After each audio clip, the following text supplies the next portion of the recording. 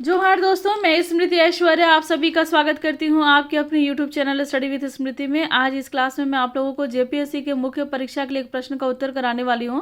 और आज से एक अलग सब्जेक्ट शुरू हो रही है, मध्यकालीन भारत का इतिहास। और जो टॉपिक मैंने आज सबसे पहले लिया है, ये है भारत पर अरबों का आक्रमण। यहाँ से जो क्वेश्चन है वो ये है कि सिंध पर अरबों के आक्रमण के कारण और परिणाम का वर्णन कीजिए।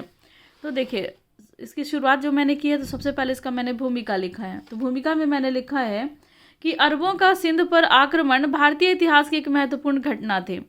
अरबों ने सिंध और मुल्तान में अपनी सत्ता को स्थापित किया। चचनामा सिंध पर अरबों के आक्रमण से संबंधित इतिहास की जानकारी के लिए एक महत्वपूर्ण ग्रंथ है। तो जो चचनामा है, इसी से हम लोगों को अरबों के आक्रमण से संबंधित जानकारी मिलती है कि किस तरीके से उसने सिंध पर आक्रमण किया। तो इसकी जानकारी हम लोग कहाँ से मिलती है? तो इसकी जानकारी दोस्तों हम लोग को चचनामा से मिलती है।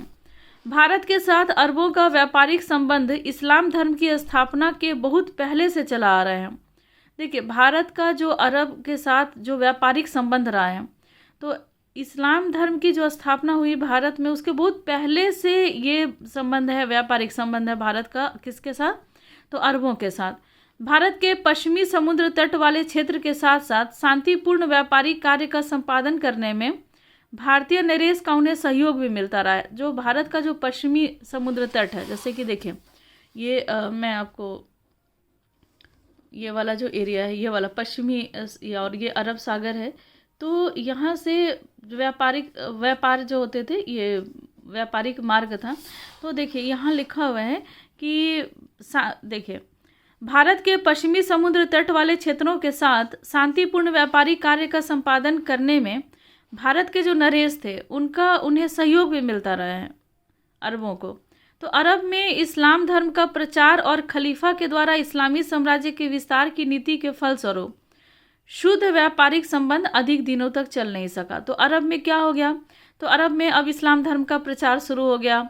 वहाँ पर खलीफा जो थे वो इस्लामी साम्राज्य का विस्तार कर रहे थे, और इनकी जो ये नीति हो रही थी दोस्तों, तो इसके बाद क्या हुआ कि अब ये व्यापारिक संबंध जो था वो अधिक दिनों तक नहीं चल सका था। खलीफा उमर के समय में 636 ईस्वी में बम्बई के पास थाना जगह है, आप सभी को याद होगा कि डलहौजी के समय में रेलवे जो थी मतलब पहली बार रेलवे लाइन यहाँ बिछाई गई थी बम्बई से थाने के बीच में, तो वही थाना है। तो बम्बई के थाने पर अरबों का पहला आक्रमण हुआ। पहला आक्रमण जो था अरबों का, वो असफल रहा। लेकिन असफलता जो थी, उसके बाद भी सिंध राज्य के बड़ोच, देवल की खाड़ी और मकरान पर अरबों के द्वारा लगातार कई बार आक्रमण हुए। तो भले वो आक्रमण असफल होते रहे, लेकिन फिर भी उन्होंने आक्रमण करना नहीं छोड़ा अरबों ने, और वो कई बार असफल आक्रमण करते रहे। प्रारंभिक आक्रमणकारियों को या तो जान से हाथ धो लेना पड़ा था, जो आरंभिक आक्रमणकारी थे, या तो वो जान से हाथ धोना पड़ा, या फिर उनको अपमानित होकर के वापस चला जाना पड़ा था। लेकिन इब्न अल हरियल वीटी के नेतृत्व में मकरान पर विजय प्राप्त करने से सिंध पर आक्रमण करने का द्वार खुल गया। तो एक अरबी थे जिनका नाम था इब्न अल हरिल वीहटी। इनके नेतृत्व में जब आक्रमण हुआ मकरान पर, तो ये मकरान को इन्होंने जीत लिया अरबों ने। और जीतने के बाद अब सिंध के पर आक्रमण का द्वार खुल गया। तो कारण आपसे पूछा गया है कि सिंध पर अरबों के आक्रमण के कौन कौन से कारण थे। तो इस पे अब हम लोग, आखिर क्या कारण था कि वो सिंध पर आक्रमण करना चाहते थे, तो इसका कुछ प्रमुख कारण मैंने यहाँ लिखा है। तो सबसे पहला कारण है राजनीतिक कारण, दूसरा है आर्थिक कारण, तीसरा है धार्मिक उत्साह, और चौथा है लूट का बहाना। तो सबसे पहले तो हम लोग राजनीतिक कारण के बारे में हम लोग जानेंगे, आखिर क्या राजनीतिक कारण था जिस कारण से अरबों का आक्रमण हुआ। तो सिंध पर अरबों का आक्रमण पूर्व नियोजित योजना का एक अंग था। पहले से ही ये प्लान किया गया था कि आक्रमण करना है, और देखे थे कि कई बार आक्रमण होता था अलग अलग जगहों पर, लेकिन ये आक्रमण असफल होता था। तो बहुत पहले से प्रयास चल रही थी। तो हज़रत मोहम्मद की मृत्यु जब हो गई, उसके बाद इस्लामी साम्राज्य का विस्तार और भी ज़्यादा तेज़ी से होने लगा था। इस्लामी साम्राज्य का विस्तार बहुत तेज़ी से हो रहा था, और 100 वर्षों के अंदर अरब के अतिरिक्त Syria, Mesopotamia, Armenia, Iran, Afghanistan, Baluchistan, Transoxiana, Africa का उत्तरी तट, उत्तर और दक्षिण मिस्र, स्पेन, पुर्तगाल और दक्षिणी फ्रांस पर उनका आधिपत्य हो गया था। तो इन सभी जगहों पर उन्होंने अपना साम्राज्य का विस्तार कर लिया इस्लाम ने। अतः सिंध पर आक्रमण का मुख्य उद्देश्य राजनीतिक और प्रादेशिक विस्तार की नीति थी। तो सिंध पर वो आक्रमण क्यों करना चाहते थे? तो राजनीतिक और प्रादेशिक अपने प्रदेश का विस्तार करना चाहते थे। इतनी जगहों पर उनका विस्तार हो चुका था। खलीफा साम्राज्य विस्तार और धर्म प्रचार की भावना से प्रेरित होकर के वो धर्म का प्रचार भी करना चाहते थे और साम्राज्य का विस्तार भी करना चाहते थे। जो खलीफा थे वो इस तरीके के विचारों से प्रेरित हो गए और ऐसी भावनाओं से प्रेरित होकर के सिंध पर आक्रमण की योजना ये बना रहे थे कि किस तरीके से सिंध पर आक्रमण किया जाए, और कोई बहाना ढूंढ कर उस पर आक्रमण करना चाहते थे सिंध पर, कि आखिर किसी तरह से कोई बहाना मिल जाए जिससे कि आक्रमण किया जा सके। अब आगे बढ़ते हैं। अगला जो है आर्थिक कारण, ये तो राजनीतिक कारण है, अब आर्थिक कारण है। भारत आर्थिक दृष्टि से एक संपन्न देश था, तो वो तो था ही, सोने की चिड़िया कहा जाता था प्राचीन काल में भारत को। अरब के व्यापारी भारतवर्ष की संपन्नता से परिचित थे कि अरब को पता था कि भारत कितना संपन्न है, क्योंकि इनके साथ इनका हो रहा था। एक मिनट,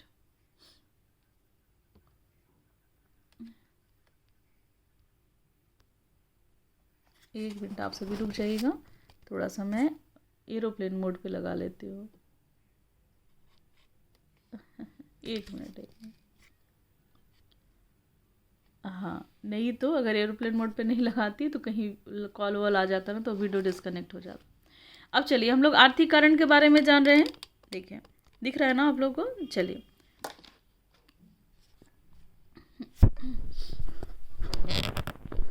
तो आर्थिक कारण को जानते। आखिर क्या आर्थिक कारण था? तो भारत आर्थिक दृष्टि से काफी संपन्न देश था। अरब के व्यापारी भारत की संपन्नता से परिचित थे।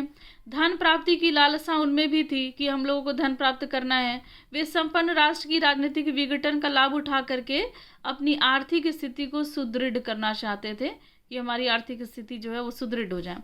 भारतीय धन की प्राप्ति करके वे अपना आर्थिक स्तर ऊंचा उठाना चाहते थे। अब देखिए, ये कारण था आर्थिक। अब धार्मिक उत्साह क्या था? तो धार्मिक उत्साह इन लोगों में था। देखिए, अरबों ने नया धार्मिक उत्साह था इनके अंदर। वे इस्लाम धर्म का एकमात्र संरक्षक और पृष्ठपोषक थे। अरब जो थे वो इस्लाम धर्म का संरक्षण कर रहे थे। तलवार के बल पर धर्म के प्रचार की नीति खलीफाओं का मुख्य आधार बन गया था कि तलवार के दम पर भी इस्लाम धर्म का प्रसार करना है, चाहे उसके लिए तलवार ही क्यों ना उठाना पड़े। तो खलीफाओं का ये मुख्य आधार बन गया था। विश्व में इस्लाम धर्म का प्रचार और काफिरों को नष्ट करना वे अपना पुनीत धार्मिक कर्तव्य समझते थे। धर्म का प्रचार करना और जो काफिर है उनको नष्ट करना, ये इनका धार्मिक कर्तव्य अपना समझते थे कि हमारा धार्मिक कर्तव्य है। खलीफाओं के द्वारा जिन प्रदेशों को विजयी किया गया, जो खलीफा थे उनके द्वारा जिन प्रदेश को विजय किया गया, जिसको जीता गया, वहाँ के धर्म को पूर्णतः मिटाने की चेष्टा की गई। क्या किया गया? कि वहाँ के जो धर्म थे उसको पूरी तरह से मिटाने की चेष्टा की गई। इस्लाम धर्म और संस्कृति का प्रचार ईरान, अफगानिस्तान, बलूचिस्तान तथा अन्य कई क्षेत्रों में किया गया था। साम्राज्य विस्तार और धर्म प्रचार की भावना से प्रेरित होकर के सिंध पर अरब वालों ने आक्रमण किया था। लूट का एक बहाना था। अब क्या था ये देखिए, सिंध के समुद्री डाकुओं पर, वहाँ के जो समुद्री डाकू थे, सिंध के समुद्री डाकुओं द्वारा अरब के कुछ जहाज़ों को लूटना। तो यहाँ के सिंध के जो कुछ समुद्री डाकू थे तो वो अरब के कुछ जहाज़ों को उन्होंने लूट लिया। तो सिंध पर अरब वालों के आक्रमण का तात्कालिक कारण इसको माना गया था। यही तात्कालिक कारण था लूट का बहाना, क्योंकि अरबों का लुटेरा जो थे समुद्री लुटेरे, वो अरब के जहाज़ों को लूट लिए थे। अब ये कारण बन गया तात्कालिक। जहाज़ों के लूटने के संबंध में अनेक तरह के विचार व्यक्त किए गए। तो बहुत सारा अलग अलग तरह का विचार व्यक्त किया गया इस लूट से संबंधित। सर बुल्जे हेक के अनुसार लंका के राजा ने इराक के गवर्नर हज्जाज के पास उन अरब व्यापारियों की अनाथ पुत्रियों को भेजा था जिनके पिता की मृत्यु लंका में हो गई थी। देखिए, हज्जाज जो थे वो इराक के गवर्नर थे, उनके पास अरब व्यापारियों की अनाथ बेटियों को भेजा गया था जिनके पिताजी की मृत्यु लंका में हो गई थी। और अनाथ पुत्रियों और उपहार से भरा जहाज तो इराक को भेजा गया था हज्जाज के पास। तो अनाथ पुत्रियों और उपहार से भरा जहाज जब सिंधु के समुद्र तट पर पहुंचा, सिंध नदी के तो वहाँ समुद्री लुटेरे ने लूट लिया उस जहाज को। एक अन्य लेखक के अनुसार दासियों और उपहारों की वस्तुओं को सिंध के समुद्री लुटेरों ने लूटा था, जो हज्जाज की सेवा में भेजा गया था। तो एक तीसरे लेखक के अनुसार लंका के जो राजा थे उन्होंने इस्लाम धर्म को स्वीकार कर लिया था और खलीफा की सेवा में जो उपहार भेजा था उसे लुटेरों ने लूट लिया था। तो अलग अलग लाइन्स हैं, मतलब एक ही बात लेकिन अलग अलग लेखकों के द्वारा बताया गया है। लेकिन लंका के राजा के द्वारा इस्लाम धर्म का स्वीकार करना ऐतिहासिक दृष्टि से पूर्णतः गलत है। तो ये ऐसा ये वाला जो कथन है कि उन्होंने इस्लाम धर्म को स्वीकार कर लिया था, तो ये पूरी तरह से गलत है। तो अलग अलग विद्वानों का अलग अलग मत है। हज्जाज चूंकि तात्कालिक कारण यही बना था कि सिंध ने लूट लिया था जहाज़ों को, तो हज्जाज को सिंध पर आक्रमण करने का बहाना मिल गया। अब हज्जाज को क्या बहाना मिल गया कि अब हम लोग सिंध पर आक्रमण करेंगे ही, और वो तो पहले से ही ढूंढ ही रहा था बहाना। उसने सिंध के राजा दाहिर से अपराधियों को दंड देने के लिए और क्षतिपूर्ति देने की मांग की कि अपराधियों को दंड दीजिए और क्षतिपूर्ति दीजिए। लेकिन दाहिर जो था, जो सिंध का उस समय में राजा था दाहिर, वो समुद्री लुटेरे को कार्य का न तो दायित्व स्वीकार किया और न ही हर्जाने की रकम देने को तैयार हुआ। दाहिर के व्यवहार से हज्जाज आग बबूला हो गया और उसने तत्कालीन खलीफा वाहिद से सिंध पर आक्रमण करने की आज्ञा प्राप्त की। तो उस समय के जो खलीफा थे वाहिद, तो उन्होंने सिंध पर वाहिद से उन्होंने आक्रमण करने का आज्ञा प्राप्त किया हज्जाज। तो हज्जाज ने उबैदुल्ला के नेतृत्व में एक सेना सिंध पर आक्रमण करने के लिए भेजा। अब उबैदुल्ला क्या किया कि तो उबैदुल्ला जो था वो युद्ध में पराजित होकर के इसको मार डाला गया। उबैदुल्ला चूंकि वो सिंध आया, युद्ध में पराजित हुआ और उसको मार दिया गया। दूसरा आक्रमण बुदैल के नेतृत्व में सिंध पर किया गया। तो पहला आक्रमण उबैदुल्ला के नेतृत्व में, दूसरा आक्रमण बुदैल के नेतृत्व में। तो बुदैल के नेतृत्व में सिंध पर दूसरा आक्रमण हुआ। अब बुदैल भी क्या हुआ कि युद्ध में मारा गया। 2 बार की पराजय हुई, एक उबैदुल के नेतृत्व में, दूसरा बुदैल के नेतृत्व में।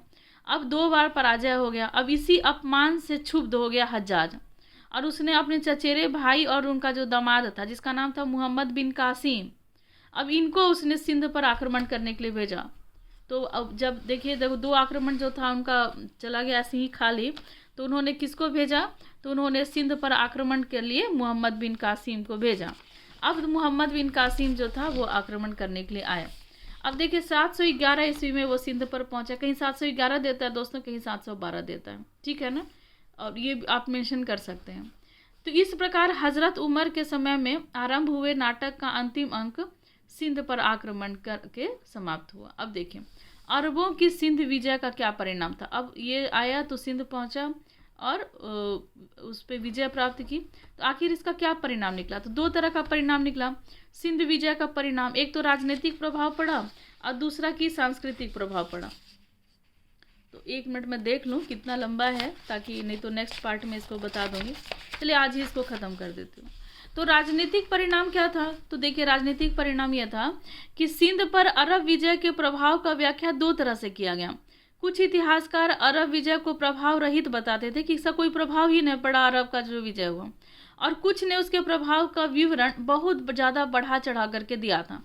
अब जैसे कि डॉक्टर स्टैनले लेनपूल के अनुसार सिंध पर अरबों का जो विजय हुआ था वो इस्लाम के इतिहास का एक गौण और महत्वहीन घटना था।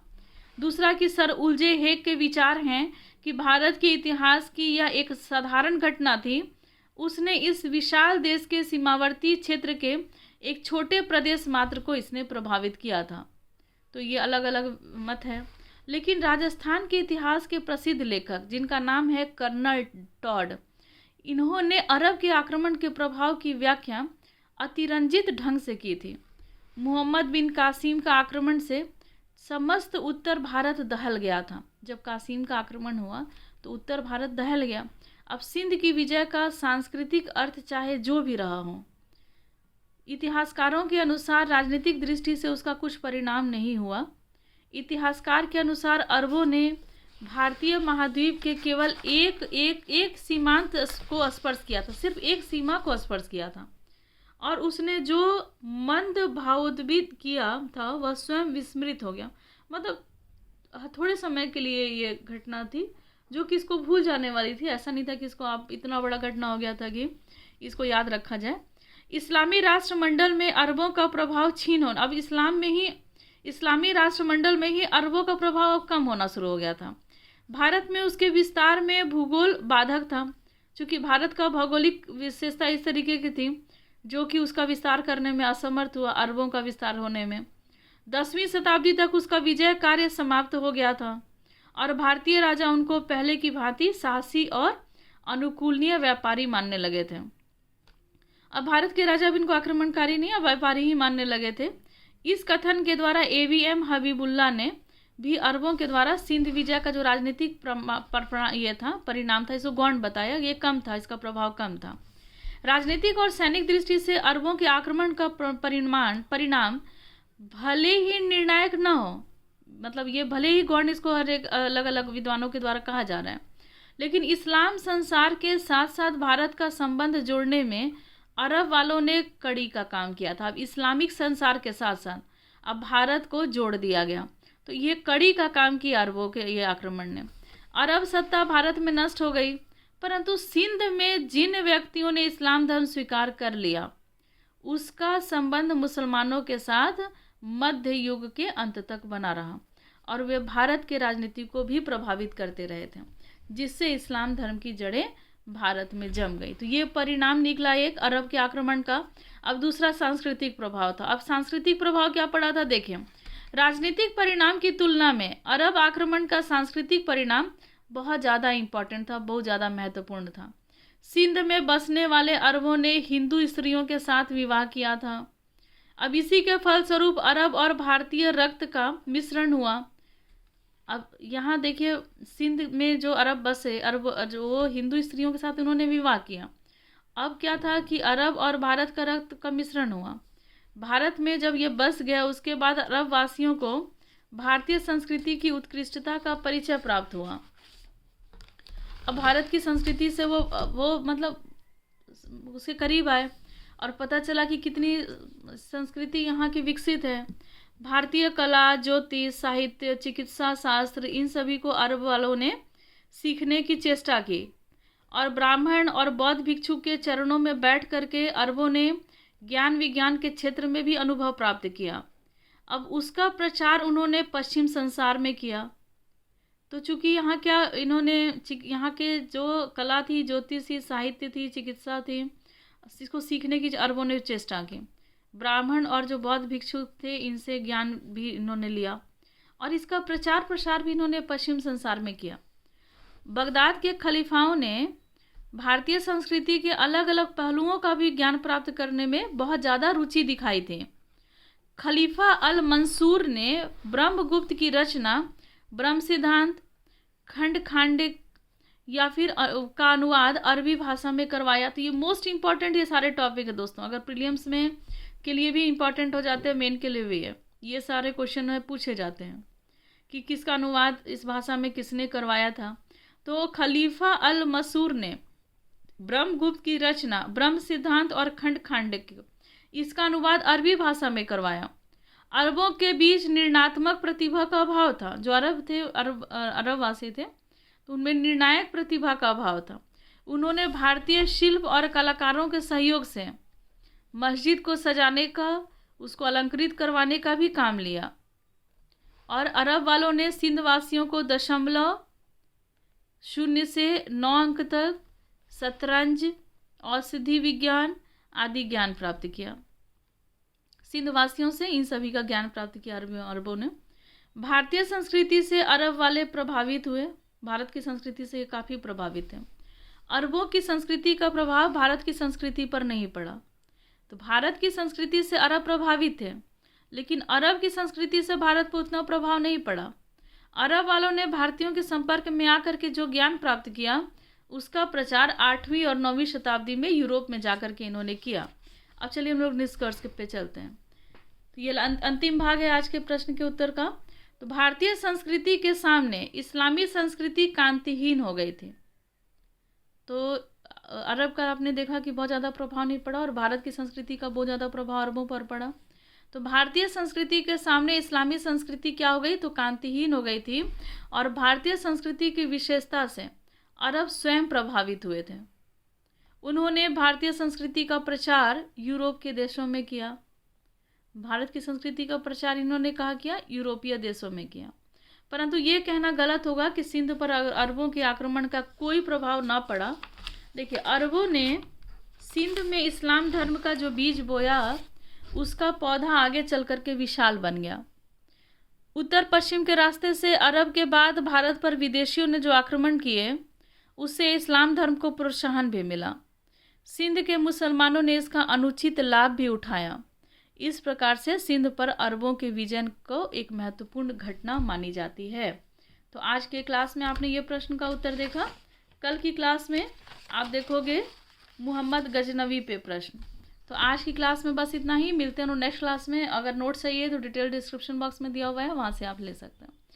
बस इतना ही लिखते हैं। आज की क्लास में मिलते हैं और नेक्स्ट क्लास में लेते हैं आपसे विदा। धन्यवाद।